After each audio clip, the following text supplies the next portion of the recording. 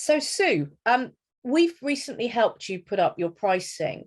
And I know this is a conversation you and I have probably had over the last 2 years. So what was stopping you from putting up your fees?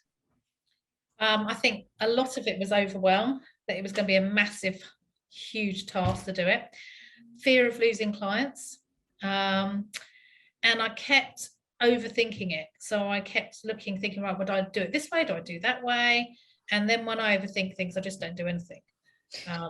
So yeah, and we hadn't done it for 2 years. Mainly the main reason was when COVID started, we thought we just can't. Because we had no idea what was going to happen for our clients. We didn't know if they were all going to just run, their businesses were going to disappear or whatever. So we didn't. And then, because we normally put our prices up in February, I think all accountants' years start in February. We don't have a normal year like the rest of the population. Our years start in February. So yeah, so that was it. I think the main thing was the fear of losing clients. Yes. So how did the club and your growth specialist help you? So it was really giving a lot of advice and the encouragement, accountability, and sort of basic sort of benchmarking and looking at what other people charge. Because one thing it's difficult for us to know as accountants is how much other people charge, because you can't generally phone up another accountancy practice and say, what do you charge for this? I mean, in the club we can a lot more, so we can just sort of bounce things off each other. But I think the main one was writing the letter. So the email that went out to the clients, you wrote for me, and that then addressed a lot of the fears. It sort of gave me the actual words of how to pitch this to our clients.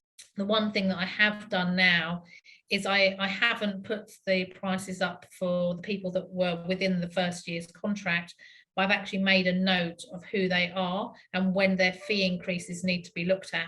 So come the end of their contract, or it's coming up, I will then say, right, as of so and so month, your prices will be blah. Brilliant. What were the results of this?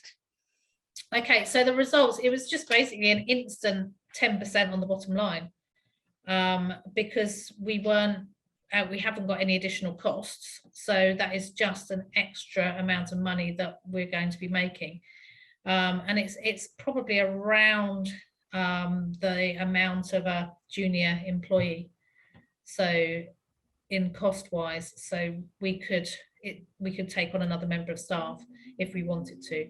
It was just amazing, really, thinking that I've just done this, and the thing that took the most time was doing upping the proposals in PI. But because I could accept them on the client's behalf, we'd sent the email out. We only had, I think, about 3 or 4 clients come back to us and question it, and a couple of people moaned, and one of them said he was leaving. It's like, right, okay, and then he decided he actually wasn't leaving, because he didn't want to leave. He was just being a bit whingy, and that was it. Whereas I was, in completely catastrophizing, thinking that we were not going to have a business and everybody would leave, and it just didn't happen.